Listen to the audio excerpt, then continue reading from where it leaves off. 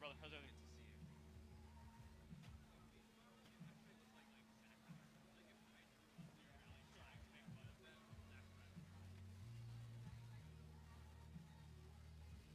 Check, check, check, check. Check. Check.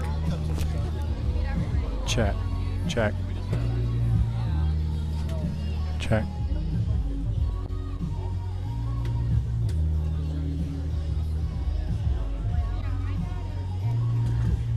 Check.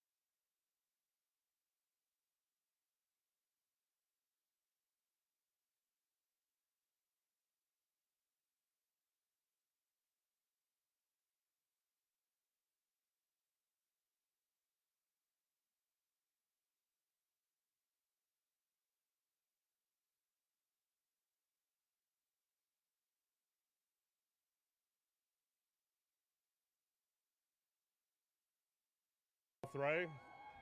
We send children to learn math, to learn science, to learn biology.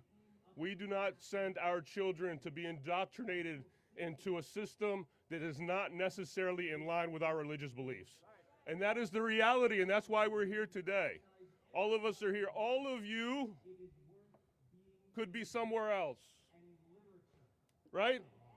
All of us could have had some reason or some excuse to be somewhere other than here today. But you are here today, I submit to you, because you care. And I applaud you for that. Give it up for yourselves. I applaud you. It's not easy to stand up against the onslaught that we're dealing with. And people are trying to politicize this issue. I've done interviews with NBC News, with ABC News, and all of them are saying the same thing. They're saying, you know what? You have a conservative court. This is a Republican, Democrat type of issue. But that's not the case. We are here because of the merits of this case. And the merits of this case is that we have the right to teach our children what we believe and what we preach every single day to them without interference from the state or from MCPS. That's the reality. We're not politicizing this issue. This issue has nothing to do with conservatism, or liberalism, and it has nothing to do with hate. You know what we've been called, ladies and gentlemen? You know what we've been called? I am not an activist. I am a parent in MCPS. I don't do activism. We send our kids to school to learn the basics of academics. We have been called white supremacists. We have been called book burners. We have been called bigots, right? And systematically what you'll see is they will dehumanize you because you're asking for what? What are we asking for? We are asking for an accommodation. We are asking for an accommodation. We did not ask them to remove the books or change their curriculum at MCPS. We were saying when certain teachers are reading books that contradict some of our religious beliefs, we want accommodations. And you know what MCPS said to us? We don't care what you think. Is that fair? They said, we don't care what you, parent, think. And so they removed the opt-out from us. They removed the opt-out, our ability to what? To seek an accommodation from MCPS, one that's afforded all over the United States. So they removed the accommodation, and we went to MCPS, and we spoke eloquently, and we spoke elegantly to the people that you see over there. The man that just got off stage called us a book burner. Is that fair? Yeah? Is that fair? The guy who just got off stage called us book burners. Why? Because we want an accommodation for our children. An accommodation from what? What are we scared about? These books are being read by teachers to our children, pre-K, kindergarten, first grade, and then they're leading discussions. These untrained teachers from MCPS are leading discussions with our children about issues that they are not trained to discuss with our children. Is that right? Is that right? Are these their children or are they our children? Are these their children or our children? I submit to you that these are our children, and we have rights as parents. Now, even when they gave us the opt-out, they were not happy with giving us the opt-out. So here's how some of the children were treated. My daughter, luckily, she was allowed to go to the media center when she opted out of these readings and subsequent discussions based on family life and sexuality. She was allowed to go to the media center. Do you know what they did to some of these other kids? They put them in the hallway. They put them in the hallway and told them to stand outside when they opted out. Is that who we are as Americans? Is this a system that we grew up in? So when they speak about inclusion, right? When they speak about inclusion, they need to include faith communities. They need to include faith communities. So we're here today. We are here today. Why? Because we could not agree with Montgomery County Public Schools on one very simple principle: when inclusion stopped and indoctrination started. That's why we're here. We could not agree with MCPS on where inclusion stops and indoctrination starts. Okay, so I would like to present our first speaker, Ms. Grace Morrison, to the podium to speak. I want to thank you all for coming here today. Before I invite her up, please, one more round of applause for yourself. I'm so happy that you have the courage to be here. Thank you. Great. Thank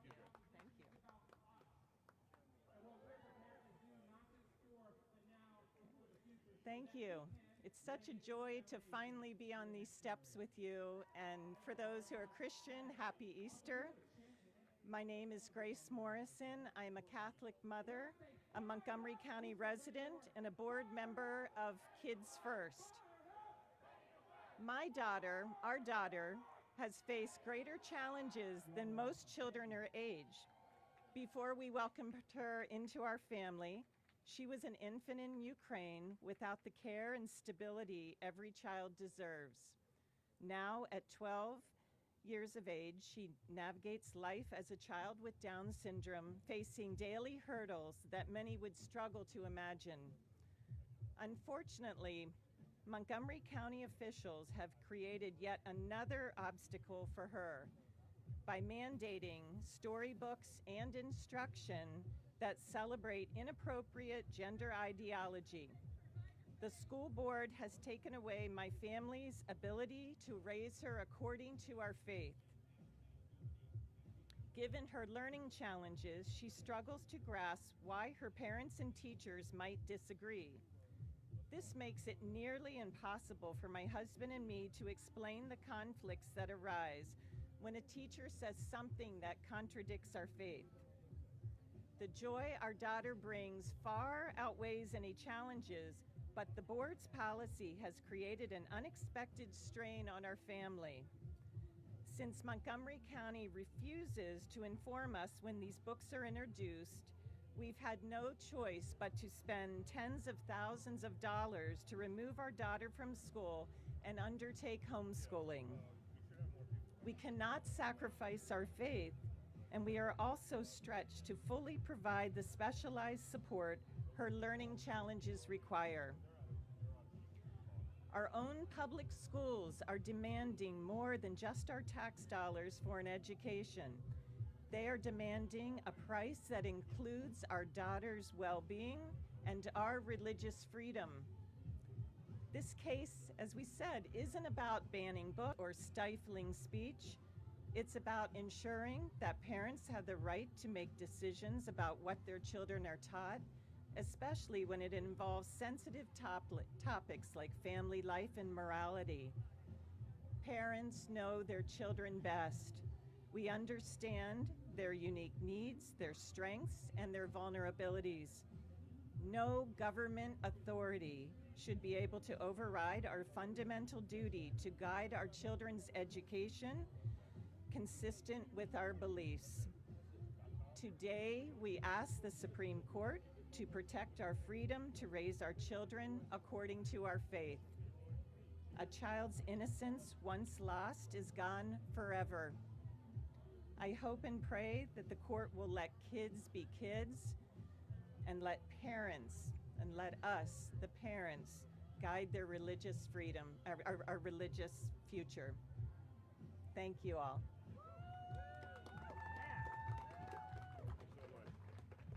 All right, give it up one more time. Give it up, give it up. So we're gonna chant a little bit. This tactic right here with regard to the music, we're gonna chant a little bit. So I'd like to start with the chant, our children, our decision. Can I hear you guys a little bit? Our children, our decision. Our children, our decision. Our children, our decision. And we're gonna keep moving along. So folks, if you listen to all the speakers today, all the speakers have skin in the game, as we call it. We have children actually in MCPS. Now recently, I had to remove my daughter and homeschool her at MCPS, which has put a lot of extra strain on our family because we're not really equipped to homeschool her. And she misses, what she, her friends, and she misses the camaraderie and all the things that she, had in these different social settings. We've had to change our life basically because we cannot figure out how to agree to a simple accommodation through MCPS. That being said, I'd like to invite our next speaker, our next parent to the podium, Sister Billy Mogus. She's going to speak a little bit about her experience through this whole process. Billy, please come up.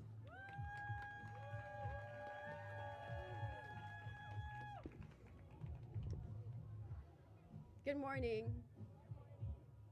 My name is Billy Mogus. I'm a Christian mother of Montgomery County and a member of Kids First, a coalition of parents and teachers standing for the right of families to guide their children's education according to their faith. Today I come to you with a burdened heart, but also with unshakable hope. Hope that isn't rooted in the world, but in the resurrection of our Lord and Savior, Jesus Christ. We are made perfect, not by human ideas or social agendas, but by the finished work of Jesus on the cross. It is not the ever-changing opinions of culture that defines us, it is Christ alone. And his word never changes. The book of Hebrews says, "For by one offering he has perfected forever those who are being sanctified." I grew up in Montgomery County. When I was in school, my parents had the right to opt us out, my sister and my brother as well, and teachings that were not in alignment with our religious beliefs. That was normal. That was common sense. And it worked. Parents and schools worked together in mutual respect for the benefits of children. But now, Montgomery School Board has taken that right away. What they're doing is indefensible. They've mandated storybooks that expose young children to extreme gender and sexual ideology without notifying parents and without giving us a choice. That is not education. That is indoctrination. It makes Montgomery County a national outlier. 47 states and DC allow parents to opt out, not Montgomery County. As a Christian mother, I take my role seriously. God commands me to raise my children in truth and in love. The book of Ephesians tells me to bring them up in training and instruction of the Lord. But how can I do that? Teaching them to ignore their parents, to ignore faith, how can I do that? Our children are accepted, not because of what they do or how they feel, but because of what Jesus has already done. There is no price they can pay, no change they should make, no performance they can offer to earn acceptance. Jesus paid it all in full. The book of Isaiah says, "He was pierced for our transgression, crushed for our iniquities. The punishment that brought us peace was upon him, and by his wounds we are healed. He wore the crown of thorns for our shame. He stretched out his hands on the cross, not because he had to, but because he loved us very much. He loved everyone, and we love everyone. He loves you, and he loves your children, and he died because of his love. Our children are valued. They are redeemed, cherished, deeply loved, just as they are. Let's teach them the truth. They are free, whole, and accepted, not because of who they are, but because of who Jesus is. As a parent, we are called to guard, to guide, and nurture the minds, bodies, and souls of our children. The book of Proverbs says, "Train up a child in the way they should go, and when they get older, they will not depart from it." If we don't teach them truth, the world will gladly do it. Children are paying the price in Montgomery County. They are being intimidated, shamed, bullied, and silenced for simply standing on God's word. They are told that the truth is hate, the scripture is bigotry, but it is not. It is boldness, it is not bigotry to stand for God's truth. The Gospel of Mark says, "What good is it for a man to gain the whole world and lose his soul?" Is there a point in losing our soul and gaining the whole world? No surgery, no hormones, no ideology will ever fix the brokenness of the human heart. Only Jesus can. Children like us feel anxiety, fear, confusion, insecurity. But pretending to be someone else will not fill the void.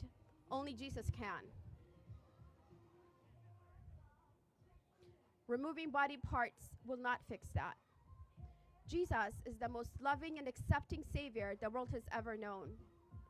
Because while we were still sinners, He died for us. And He says, "Come to me as you are." You don't need to change. You don't need to do anything else. "Come to me, all who are weary and burdened, and I will give you rest." And we have rested. So come as you are.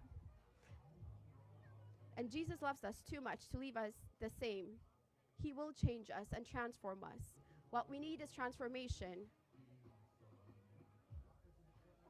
So I say this with boldness and love. Stop teaching our children senseless, ungodly topics. Respect our faith. Respect our freedom. No means no. Jesus is the way, the truth, and the life. There is no other.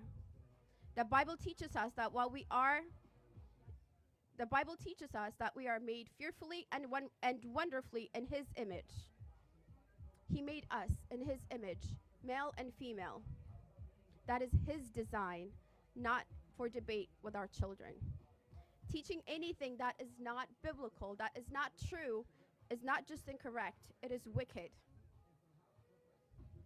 So let the church rise up. Let the parents rise up. Let us build our homes on the rock, not on the sand. In Christ alone, we're made whole. In Him, we are set free. And in Him and our children, we stand strong for eternity. Over 2,000 years ago, Jesus stepped in human history to redeem and restore us. On the cross, He bore every sin, every lie, every shame, and every failure. He took it all. And when He said it is finished, the debt was paid. The grave was conquered. And 3 days later, He rose again to bring new life, eternal life, resurrection life. So if you ever feel too far gone, lost, just say, "Jesus, help me." And He will. He will show Himself to you. He will reveal Himself to you. He is a loving God. I stand here not just for my children, but for every parent whose voice has been ignored and silenced. That is why I joined the lawsuit. We are not banning books. We're not silencing teachers. We're asking for a choice. Schools can teach math, science, and reading, but they cannot replace parents. They do not carry our children through the tears. They do not pray over them at night. We do. We will parent our children. We have been called judgmental. We have been called hateful. We are not here to judge. We are here because we love, and we love everyone deeply. The book of John says, God did not send His Son to condemn the world, but to save it. So we will not compromise the truth of Jesus. We will not compromise the truth of the Bible. We will not let political agendas destroy our families. And we will not sit back as our children are led into confusion. Let our kids be kids. Let families lead, and let God's truth guide. Today I stand with Muslims, Jewish, Christians, and secular parents united by one truth. Parents, not the government, are entrusted with children. This is not just about Montgomery County children. This is about nationwide warning. We're here at the Supreme Court, and I trust they'll do the right thing. And when we win, it won't be just for a victory for Montgomery County. It will be a triumph for every child in America. God bless you. Give it up for Billy, folks. Give it up for Billy. I can't hear you. Come on. What's been amazing about this whole experience, and let me tell you, we've been through a lot. We've been through a lot of losses, and now we're on the cusp of winning this case. This is not a Christian, Jewish, Muslim thing. This is an interfaith operation that we have done, and I'm so proud and I'm so happy to stand today with my Christian and my Jewish brothers and sisters. And I want to say, we are united. We are united. Come on. We are united. We are united. We are united. And we are united. We are truly united. In what? And what we believe is our inherent right to raise our children the way we feel is right, that is protected by our First Amendment in the Constitution of the United States. And that's why we're here today. And let me tell you something, it's not easy to be here today. The trial and tribulation that we have seen, the threats that we have received, all of the things that you would not believe has happened to us so that we could stand in front of you here today with a chance to do what? With a chance to win. With a chance to win. We have a chance to win today. My dear, respected brothers and sisters, we have a chance to win today. And why? And we have faith. That's why. We have faith that what is right will be done, and we will prevail over MCPS. Let's hear it. And we will prevail over this music, and we will drown out this music, and we will be successful.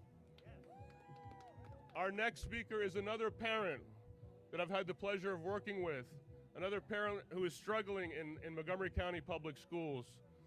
And she has also been working tirelessly to bring us to this point today. I want to introduce Rosalyn Hansen to the podium to speak.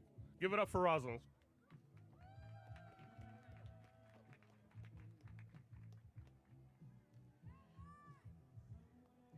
Good morning. My name is Rosalyn Hansen. I am a Catholic mother, a Montgomery County resident, and a member of the leadership team for Moms for Liberty.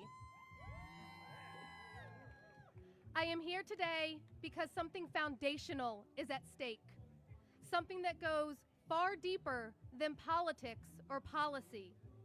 This case is about the right of parents to raise their children according to their beliefs. It is about the freedom to decide what is and is not appropriate for our children. A few miles northwest, this freedom is under attack. The Montgomery County School Board is driving a wedge between parents and our children by mandating storybooks that push radical gender ideology without parental notice or parental opt-outs. The board has essentially told us that we do not get a final say in our children's education. No notice, no consent, no choice. These books aren't neutral stories about inclusion and kindness. They blur biological facts and leave kids confused, especially when what they hear at school clashes with what they are taught at home. For many of us, that conflict isn't academic, it's deeply personal. It affects our children's mental health, it undermines our faith, and it forces families, many of whom who are gathered here today, into impossible decisions. Some parents have taken their children out of public schools altogether. Others, like me, are trying desperately to keep our children grounded in biological truth and religious beliefs, while the school is pulling them in a different direction. These harms are not theoretical. They are real and they are felt acutely. And they are being ignored by the very people we should be able to trust. Our children are not wards of the state. The law does not stop at the schoolhouse door, and parental rights do not disappear when children get on the bus each morning. Our request today is simple, and our cause is just. We are moms and dads who want our children to grow up safe, loved, and grounded in truth. We are here because no one should be forced to choose between their faith and their child's education. Let kids be kids, and let parents parent. And lastly, and most importantly, may God guide and bless the attorneys fighting for us, the courageous plaintiff families who took a stand, and our Supreme Court justices in their rulings. Thank you.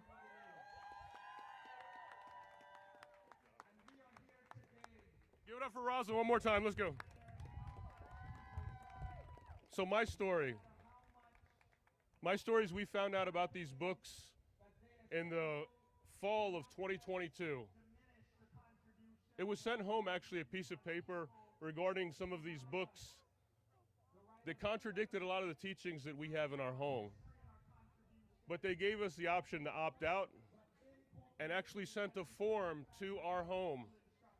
And the form was to opt out of these readings and the subsequent discussions with teachers who are untrained for such discussions. We filled out the paperwork and we sent it in to our daughter's elementary school, and she was confirmed to be opted out of these programs. A little bit before the readings, maybe a week or two before the readings started, we got an email from her teacher, and she wanted to confirm that we were opted out of the readings and the discussions after the readings. And we said, yes, we're confirming.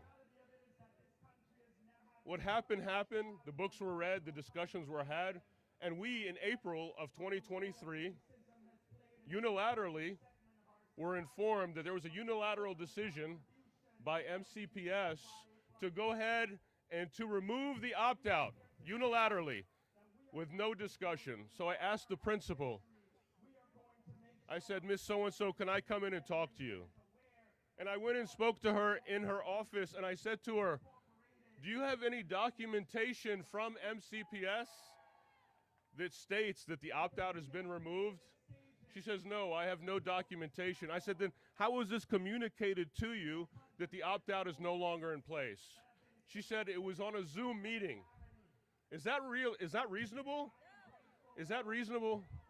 She said it was during a Zoom meeting where they had been instructed to go ahead and cancel the opt-out. Folks, this is exactly what happened. This is exactly what happened while I'm sitting with her in her office. She said we were told over a Zoom meeting. She said we had an option, though. We had an option to cut the opt-out immediately or wait until the end of the year. I have opted to wait until the end of the year. Other elementary and middle schools have decided to end it immediately, effective immediately. I said, that's fine, Mrs. So-and-so. Let's agree to disagree on this topic. I just want to let you know, or you let me know, actually, when these readings are happening. Is that a reasonable request from me? I asked, I just want to know when the readings are happening so my child could be absent that day. And you know what she said to me? She said, I can't tell you. She said, I can't tell you those days. I said, what do you mean you can't tell me? I'm her parent. She says, we're instructed not to tell the parents when these readings are and when the subsequent discussions by untrained teachers are happening. I was amazed, sitting in front of this grown woman as a grown man with a child in her school who was not allowed to know when these readings were happening. Where do we live, folks? What country is this? And so I walked out thinking I am just beside myself.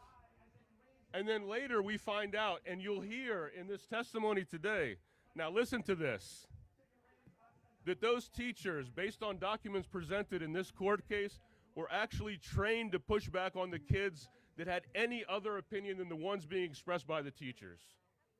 It's in the court documents, folks. This is the reality of what we're dealing with. At the same time, the state of Maryland is easing the access to puberty blockers. They are blocking parental rights and parental notifications, and this is a slippery slope. This is a slippery slope that we're not willing to go down. And this is the story that I have for you with regard to what happened to me. So you'll hear in the case, in the hearings today, how the teachers are instructed. Now, put yourself in the place of the child, this young, impressionable child facing a figure of authority, right? A figure of authority is coming to push back against each child. So I'll tell you here that we are here for those kids, those voiceless kids, those 7-year-old kids, those 6-year-old kids who do not have a voice. We are your voice today. We are your voice today. Let's hear it. We are your voice. We are your voice. We are your voice. We are your voice. We are your voice today. And that's what drives me every day. And that's what got me out of bed this morning and brought me up here today for that 6- and 7-year-old preschool kid who doesn't have a voice in front of this machine that you see on the other side. That's why I'm here today, and we will not stop. We will not stop, and we will win today. And we will win today. I want to invite up our next speaker, Ashley McGuire. If you could come up and speak, please. Give it up for Ashley.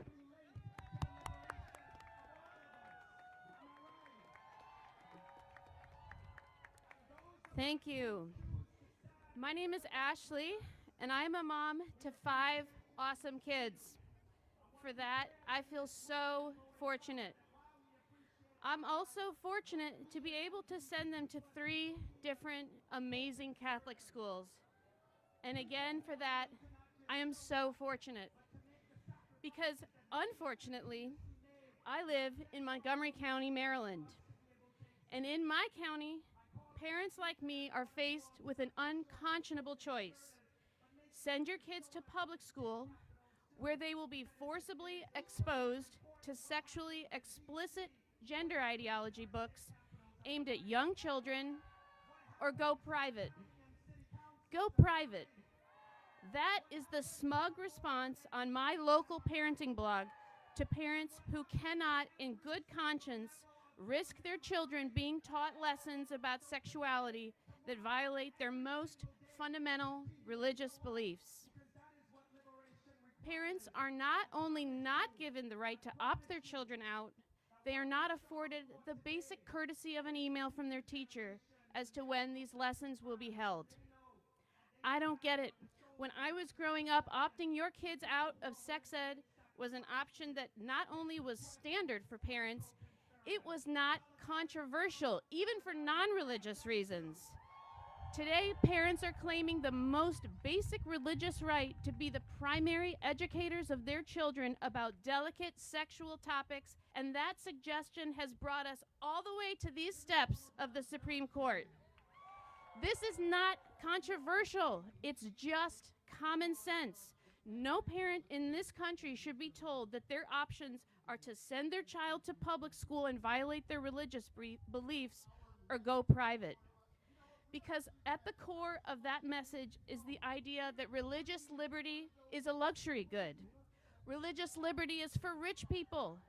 Religious liberty is for people who can afford a 5-figure tuition. It's not for working parents working 2 jobs just to make ends meet. It's not for parents who are immigrants to this country and navigating our public school system while trying to learn English. It's not for the single mom who would love to homeschool but can't. That message is un-American, it's unjust, and it's unconstitutional. I am a tax-paying Montgomery County mom, and I am footing the bill for the fancy lawyers at WilmerHale who are here to argue before the Supreme Court that moms like me don't have the most basic religious liberty rights when it comes to our kids. But just because I'm footing the bill doesn't mean I'm towing the political line. Instead, I am proud to stand here in solidarity with every single Montgomery County public school parent fighting for common sense, for religious liberty, and for their God-given constitutional right to educate their children according to their religious beliefs. Thank you.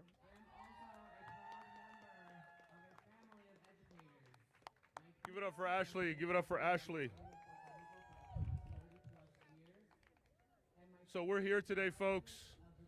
We're here today after 2 years of struggle to come to a final decision, which is going to be handed down shortly in the days and weeks to come. Our position is this, is that we have a right as parents in this country for years in and years out. This has never been a discussion, but we are here today because of all the erosion that we see in those rights. The First Amendment in our Constitution guarantees our right to religious freedom and to conduct it guarantees our right for religious freedom. And that's what we are here. Does it guarantee our right for religious freedom? Let's let them hear it. Yes. Living in this country guarantees our right to religious freedom, and we will not be scared. We will not step down. They will not be able to drown us out with their music. We will be here. We will fight for our right to raise our children the way we see fit.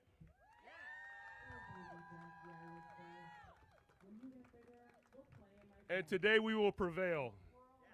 We're waiting for a few more speakers. We're going to play a little bit of music as we wait for our speakers to come. Enjoy the nice weather, and please stay around and speak to us in this area, please, until we get a couple more speakers who are waiting for it. Thank you so much.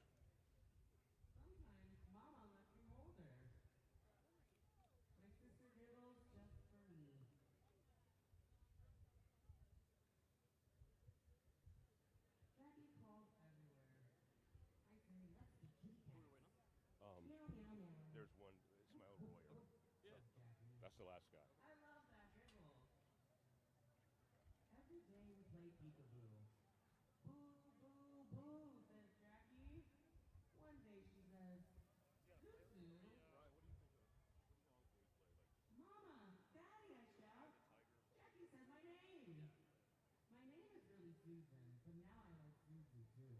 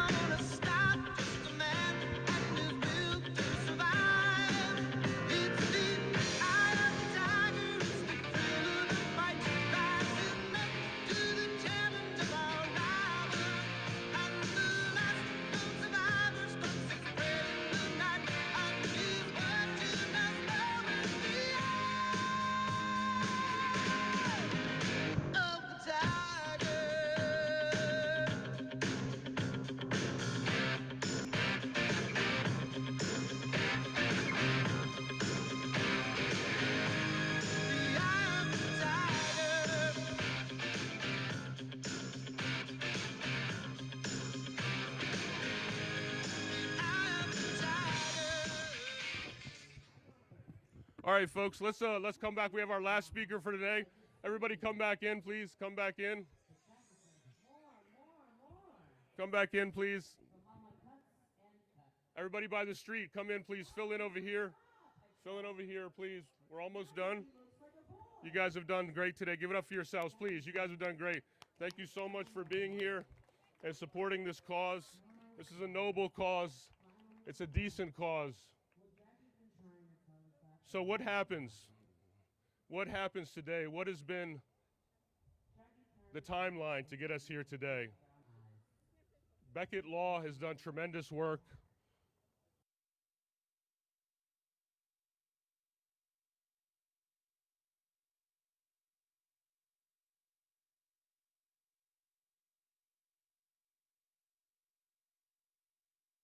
Have walked away? Could they have walked away? They could have walked away, but they didn't. But we didn't get the decision in Greenbelt.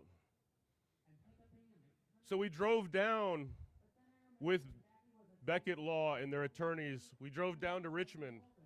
We thought in Richmond we would have a shot to overturn the removal of this opt-out, and we drove down to Richmond with them. And they stood gallantly and spoke eloquently and defended our case for the parents of Montgomery County. Give it up for Beckett Law. Give it up for Beckett Law. Tireless, tireless. And at the end, when we didn't get the decision in Richmond, shame, yeah, shame, that's a good word. We were dejected. I submit to you, we were dejected.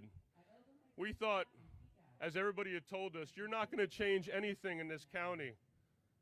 This county is going to do what this county does, and you guys will never change anything. So go ahead and sit down. And a lot of us were worn down, and even people in our own communities, they said, you know, Brother Wad, they said, you know, you guys have been working on this for a year plus. Maybe you should sit down. Maybe you should stand down and let this thing happen. We can homeschool our kids. We can go to other states and other counties. We can try something different. But I knew that Beckett Law would follow through and get us to the Supreme Court, and that's where we are today. That's where we are today. This is the highest court in the land, and we're here today, and we will prevail. We will prevail. We will prevail today. This is our day. Greenbelt wasn't our day. Richmond wasn't our day. But today, this is our day. I want to introduce our last speaker, another parent from Montgomery County. He's an attorney as well, but he's a parent from Montgomery County, as everybody who came up here and spoke was. A parent from Montgomery County. Not a political activist, not a political operative, not somebody's on somebody's payroll. We are just parents. We never asked to be activists, but this is the position that MCPS has put us in. Without further ado, I'd like to introduce our last speaker, Rallies, who is an MCPS parent. Give it up for Rallies. Good morning. Come on now, people. Good morning. It is a great morning. It is a great morning because here assembled on the steps of the Supreme Court are parents of different backgrounds, different beliefs, different political ideologies, but we are here for our children. I want to say, if you are gay or trans or bisexual or lesbian, I support you. I support your individual right to be who you are. And I ask that you support my right to be who I am and to raise the kids that I want to raise. This argument has not been about how you should live your lifestyle. It is about my rights. And it is about the government staying out of my kids' heads and out of their hearts. I have been told over and over again, you hate us. It is not about you. It is about us and our rights, plain and simple. The government does not have the right to tell us to butt out of our children's upbringing. Whether it's science or math or the humanities or sex education, whatever it is, we as parents have a right, and we are exercising that right. And today the Supreme Court will hear clearly the voices of parents through those brave families who have led this fight. You know, I'll tell you as an attorney, it is hard being a plaintiff in a case. It is a lot of stress with the ups and downs. So let's give it up for the parents who have taken this fight to the Supreme Court.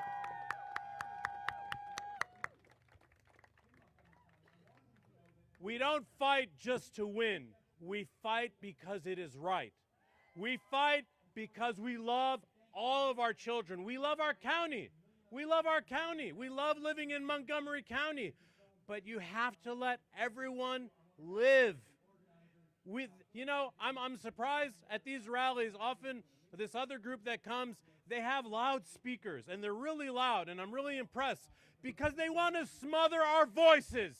Will we be smothered today? Will we be smothered today? Will we be smothered today? Ladies and gentlemen, keep up the good fight. Stand together. Stand united. Muslim, Christian, Jew, atheist, it doesn't matter. Stand together for our children, and we will be victorious. God bless you. Give it up for Raed. Give it up for Raed. Okay, so it turns out we got another speaker possibly on the way here. We're waiting for him. Hopefully he'll be here soon. So please hang out with us. We'll play a little bit more music, and we'll bring you on for one last speaker, I promise. Okay, are you going to stay? Yeah. Are you going to stay or are you going to go? Yeah, stay with us, okay? We're going to play a little bit of music, and we'll chant, and we'll have one more speaker, okay? Stay with us.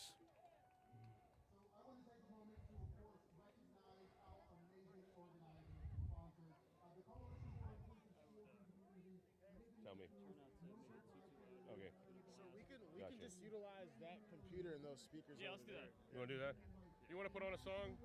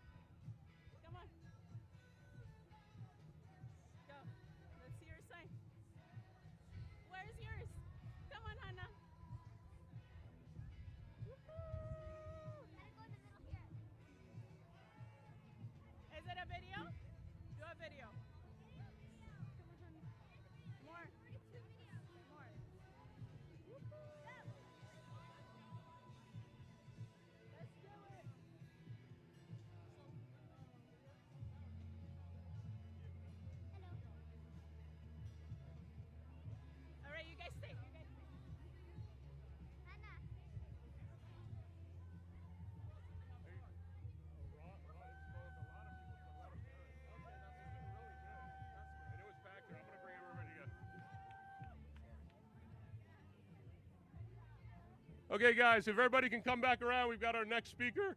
Come on around. So I would just talk about this. Yeah, I'll just, And huh? Yeah. No. Although. everybody come back around, please. Come back. Fill in over here, please. Come on, keep coming.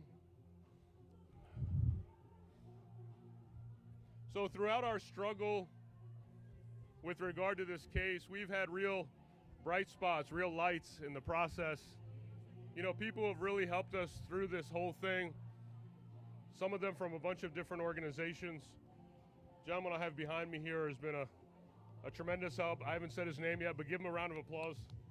Give him a round of applause for being here today.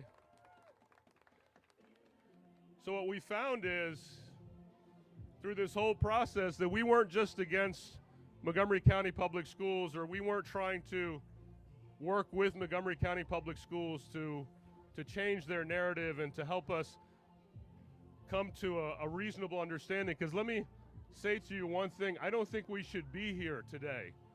I don't think this issue needed to go to the Supreme Court. We could have resolved this issue as adults in Montgomery County, but unfortunately, we were ignored, and with the support of this legal team, we're here today at this courthouse. And it could have been done much differently. But let's chant a little bit. We will prevail. We will prevail. We will prevail. We will prevail. So our next speaker is Ismail Royer. He's been a great help to us in the process, and he'd like to also give maybe some information about what's going to happen here. Give it up for Ismail. Bismillahirrahmanirrahim. In the name of God, the most gracious, most merciful. So, as Wael said, we have been, the parents here have been struggling to get this very simple, reasonable request for months and months and months, over almost 2 years at this point. And it's really important to notice one thing, okay, to take notice of one thing. What these parents are requesting is simply the option to let their kids stay out of classes where the teachers are attempting to change their views on some very important matters that only parents really should be teaching their children about, okay? Now, there's something really important that happened in this case. I was listening to some folks who were on the other side. This was a few months ago, and they were talking about their strategy for how they're going to oppose the parents in this case, how they're going to shut the parents down in this case. And they went to a constitutional scholar who is in a same-sex marriage. He's a Protestant, liberal Protestant in a same-sex marriage, but he's a scholar of the Constitution. And they went to him and they said, this is the side over there, and they said, can you please intervene and come in on our side and help us against those parents? And that man told them, he said, I have personally gone to Montgomery County Public Schools School Board and told them that they have to give those parents the right to opt out of these lessons. And what that reveals, so their attempt to enlist this constitutional scholar against the parents in this case fell flat. And what that highlights is that Montgomery County Public Schools has been captured by a very, very extreme position. It's a very extreme position. But even though it's an extreme position, people who hold that position have the right to have that position. You have that right, just as we have the right to hold our position. And the thing is that these folks, it's not their opinion that is that has no place in society. It does. But what has no place is their attempt to force other people to believe, to agree with them. We live in a society. We live in the reason that so many immigrant families came to America and are trusting the public schools with their children is that they believe in an America where the government does not try to force people to hold the opinions of the government. And these folks, God bless them, and may God guide them, they have decided that the correct approach is to seize the reins of government, to seize the reins of power, to force everyone to agree with their position. And now you can see what they're, I say this without any animosity. I do not demonize our friends over there. But you can see what they're doing, and this is always what they have done at every protest all along, is to blast music as loud as they possibly can, not to create a party atmosphere, which is kind of what they seem like they want to do, but it's actually to drown out the voices here. They want to penalize parents who want to bring their kids out of those lessons. They want those parents to be charged with truancy. They want those parents to be punished. They want the government to crack down on those parents who disagree with their point of view. And now they don't want us to be heard. That's why they've got this cranked up as loud as they possibly can. And what I say to them, what I say to all of you over there who are over there with your talking about diversity, talking about inclusion, that why don't you include the parents who don't agree with you? Why don't you include us? Folks over there who are blasting that music, if you can hear me, why don't you come over here and listen to a point of view that you disagree with? Why are you demonizing these parents? Why are you demonizing them? The role of the public school is to teach children how to love for other people what they would love for themselves. The role of public school is to teach children how to get along in a society where people have many different opinions. The role of the public school is not to force the government's preferred belief system on children. Once a child understands and knows how to live with people who he disagrees with, the public school has done its job. Now let that school get on with teaching math. Let that school get on with teaching English. That's the dream that immigrant parents came here for. They did not come here for paternalistic, white folks who are the ones who have led this, to impose their unique, specific liberal ideology, which is great. There are more power to them to have their ideology. That's wonderful. But the immigrant parents did not come here for their children with the dream of success of their children and for the dream of passing on their values to their children. They did not come here to have an elite group impose that ideology on their children. And so I'll end there. We all know, I think, and we can all hope and pray and expect that this decision is going to go our way. And it is not going to be some victory for any right-wing cause, and it's not going to be a loss for any left-wing so-called cause. What it's going to be is a victory for reasonableness and true pluralism, which is not part of the left or the right. It's part of what it means to be a decent, intelligent, reasonable human being. And thank you all for coming here, and let's pray for victory for the truth and reason. Give it up for Ismail. Let's hear it, folks. Let's hear it. Again, I think that's something we have to make very clear is people are looking to politicize this issue.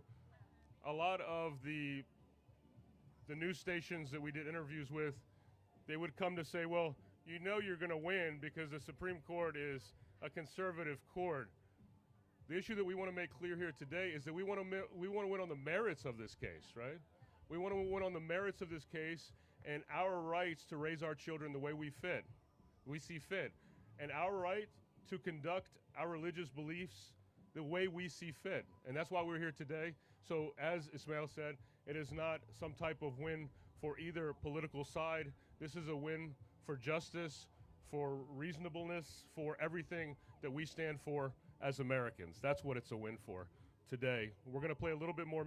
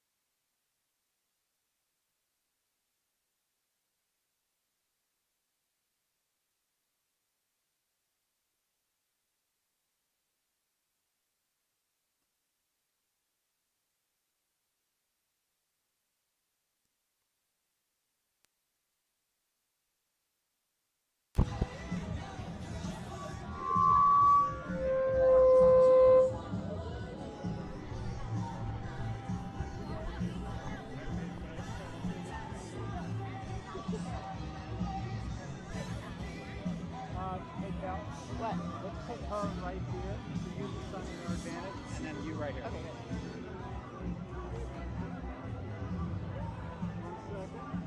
So this is going to air tomorrow after the arguments are done. Our news director wants to stay on the story. This morning we did coverage, but we featured an attorney from Beckett who's kind of explaining the position, but they want to talk to real parents. Should I ask this gentleman to step out of her front? Oh, he's moving. Okay, all right, you ready? Yeah. All right, let's start now. This is on? Yep. Great, I'm gonna go ahead and record. All right, rolling?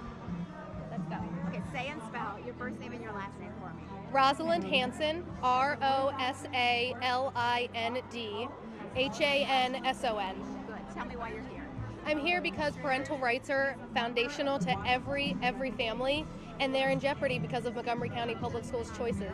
So how many children do you have in the school? How many do you have altogether, and how many in the school system? I have one, unless God makes me an Elizabeth, and he's in MCPS. Okay, how old is your son? He's a middle schooler. Okay. So we've been at this a while. All right, is this primary an elementary issue, or is it about LGBTQ+inclusive books across the board? Well, this is about what we're teaching our youngest, so our pre-K through 5th grade mostly, and that's where this started. We want to make sure, at this age-appropriate age, young age where their minds are so formative, that these really important, really private conversations are being held at home. So we really want to think about that when we're thinking about our littlest. What are you asking MCPS to do? What are you asking the Supreme Court to do? What I am asking the Supreme Court to do, what I hope that they will do, is enshrine parental rights. I don't think that they've had a Supreme Court case ruling on parental rights in over 25 years. MCPS could have avoided all of this by reinstating the opt-out that they already had in place. That's all that we're asking, is to reinstate what they already had. And so, people on the other side, as you can see, we've got a colorful group over here, are saying that inclusive schools serve everyone well, and they believe that every student should be able to be a part of discussions or a curriculum or any lessons being taught that involve these LGBTQ books. What do you say to that? I think you made an excellent point on why it's inaccurate, their position. We shouldn't be having discussions about human sexuality for 3-year-olds or 5th graders. We can talk about having inclusivity. Fun fact, Montgomery County is the most religious diverse county in the entire country. So to talk about sexuality with our littlest has no place in public education, and that's why there's an opt-out to begin with. So that position, while I hear it, I don't agree with it, and I think it's flawed. All right, so you don't just want an opt-out. When you talk about parental advisory, that becomes important too. Tell me why that piece of this is equally as important as having the opt-out option.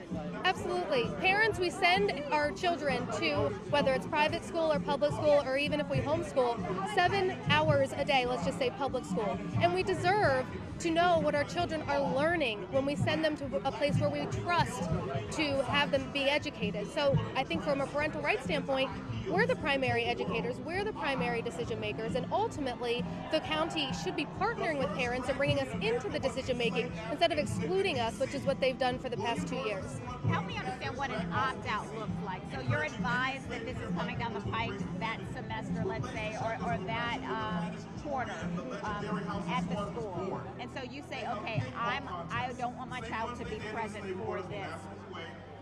How would that look in terms of makeup work, etc.? What are you expecting? I'm expecting the exact same things that we already have in place in Maryland. Our Family Life and Human Sexuality for grades 4 and above already offers an opt-out. So we're asking for that exact same thing to be extended when we're going to have conversations about what your pronouns are. If we're going to ask our children to go hunt for lace, leather, a lip ring, underwear, a drag queen, we want to know that that's what you're going to be talking about so that we can decide if our children should be a part of that conversation. What if the Supreme Court decides that this is not something that needs to change? Where do you go at that point?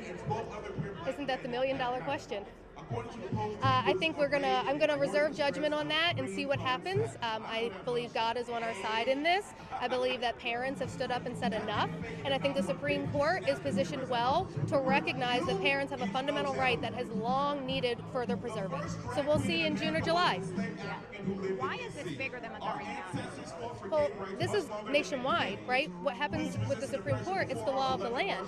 And so that's why this is so monumental and so spectacular that God made this our day. today, so that it wouldn't just be impacting the Fourth Circuit or just the district, that it would be impacting potentially the entire country and every single parent in our rights. Okay, good. I think that's enough. Thank you very much. You're welcome. Thank you for being here and sweating. What city do you live in? I live in Gaithersburg. Yes.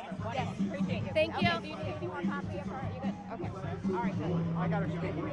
Okay, do I need to get...